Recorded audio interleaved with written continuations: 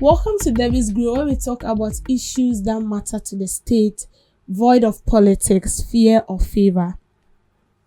Govt Statistician Dr. Alhassan Idrisu says Ghana's ability to sustain the recent drop in inflation depends heavily on continued public spending discipline, strong support for local food production, and effective policy coordination. Speaking after the release of the September 2025 inflation figures, which show a decline to 9.4%, the first single-digit rate in 4 years, Dr. Idrisu emphasized that the achievement, while significant, is also the beginning. We can actually do this by continuing to do what we are doing, which is keeping inflation down, he said. This will include keeping public spending discipline, supporting local food production, and also maintaining policy coordination. He cautioned against complacency, noting that although inflation has fallen, prices are still rising just at a slower pace. Dr. Idrisu described the return to single-digit inflation as a progress, but said the real challenge now is ensuring that it can be sustained over a long term. So this is from a Govt statistician, Dr. Alhassan Idrisu.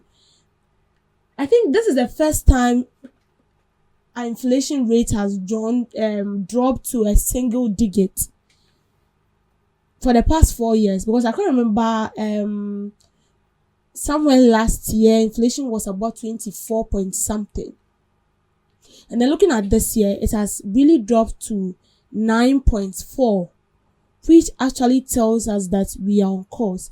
But then the problem is, how well are we going to maintain this? And that is to watch or discipline ourselves when it has to do with spending. We have to spend wisely as a country. We need to spend wisely. Now, how do we spend wisely as a country? Okay, so we've seen instances where money were projected into a government project that we all thought is going to bring development to the country. Okay, if a government bring on board a project, it is not for his benefit or for the benefit of the government. Okay, it's for the benefit of all of us as a country. So if the government today stand up and then he says, oh, looking at our health sector, it's bad. Okay, we don't really have good health sectors, and even the ones we have, they are not world resourced. And so this is what we want to do. We want to build more hospitals, and we want to resource these hospitals. Now, it's not about only saying it with your mouth. You're supposed to project money into it. And so imagine, maybe for building that hospital, we need like 2 million or 3 million to build that hospital. If that 3 million is what is going to help us complete the hospital in a pace of 4 years, then so be it. It shouldn't be a case where they've sat down, draft everything, and then realize that 5 million or 4 million is going to help us complete maybe 1,000 hospitals for the country. And then at the end of the day, you come to tell us that, oh no, we didn't actually do our findings well, we didn't put things together very well, and so instead of 5 million, we are going to spend 20 million. And also in a case where we've thought of bringing up a project to help the good people of the country, the money have been allocated to that particular project, and then at the end of the day, the project is nowhere to be found. The money cannot be retrieved. When it happens like that, we are losing as a country. So we are losing as a country. And that is not going to help us stabilize the economy as we thought of. And I'll say that is our biggest problem as a country. We don't know how to spend judiciously. We don't. And I feel like we are so eager to bring out policies without thinking twice about it. Oh, what we do is, oh yes, this is going to help the country, and then we put it on board. And you see, all this happens because I will keep on saying this. We don't have a national plan.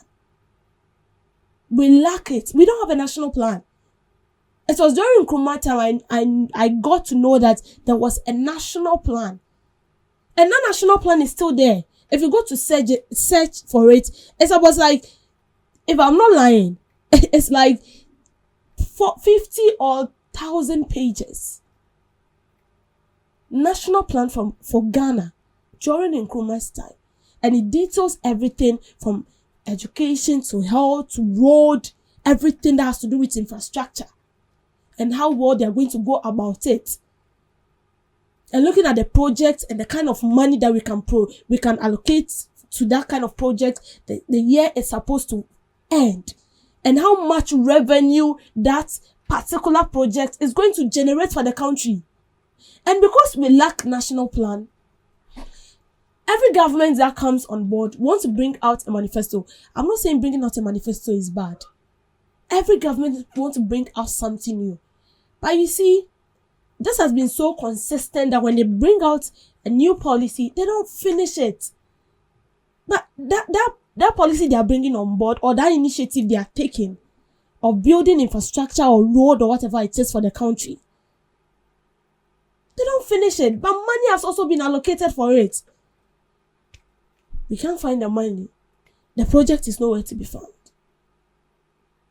And it comes hitting hard at us as a country. So now that we are seeing a stability of the economy, although it's not well felt when it has to do with our normal living, inflation has reduced. That is the fact. And we can equally tell that the cedi to the dollar is stabilizing, although it's not stable. And although we are not really feeling the impact, but the fact is, it has dropped.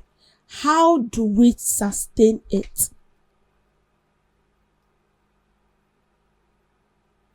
And as simple as it is to spend judiciously. Know what we use the money for. And resource that money into the right project. Into the right places. If we do that, then trust me, Ghana is going to rise again. Because now I've seen a lot of people, financiers, actually contemplating of the stability of the economy. As it stands now, no one is truly sure whether it's going to be stabilized till. But the best thing we can do is put certain things in place, put certain measures in place. And another one has to do with food. We eat every day. We purchase food every day. And trust me, God has really blessed us. If you go to some regions, we are blessed with a lot of, local food. When you go to some regions, they are blessed with fruits. When it has to do with banana, pawpaw, coconut, orange. And then if you head to some communities, it has to do with cereals, rice, maize. And if you head to another region, it has to do with yam, cassava. Now, our problem as a country is that we have all these things. We do not have factories to manufacture this raw materials or this raw goods we have into finished goods for us to use. And so that is why I understand the farmers some time back when they were calling on the government to come and buy their foodstuffs. And the government has actually heeded to their calls, buying it and then distributing it to senior high school so that it will be used to prepare meal for the free senior high school students. But that is not going to solve the problem. It would have been nice. So let's take the OT region for instance. Yam is very dominant there. Yam, cassava. Very, very dominant. So imagine they have a factory there that produces, we use this yam, produce maybe something that is going to help us as a country and preserve it. And instead of us importing these things from other countries, we buy it from our own local sources. Are we sure when we do this, there wouldn't be stability on the economy? There will definitely be. But in a case where we produce all these things and then we still have to import things from other countries, then what are we doing to ourselves? I've seen a video where a farmer said they've harvested over 1,000 bags of rice and they're not getting buyers to buy it. And anytime they call their customers, they'll be like they are importing from other countries. And according to the farmer, what they import from other countries, but what they have here, if you want to measure it, their own has a higher, it's more than what they import from other countries. And even not to look at the quantity. If you are importing from other countries, then what does it mean? The money does not stay in here. We import almost everything in this country. Common toothpick, we even import it in this country. Sugar is being imported. Rice is being imported. Eggs is being imported. But we have we have local farmers that are into poultry. Can't we do something? That is why I say we should focus on industrialization. We should focus on industrialization. Perishable goods like tomatoes, pepper, onions. Can't we get a factory that can process these goods into something that will stay in this country? Wouldn't it be nice if we also start exporting this from this country to other countries? It's going to help us. And it's as well going to help stabilize the economy and the city. So the best thing is, yes, as he said, inflation has dropped. We are not feeling it though. We are not feeling it that much. But to sustain it is to spend judiciously, make use of our local produce. Thank you for making time with me.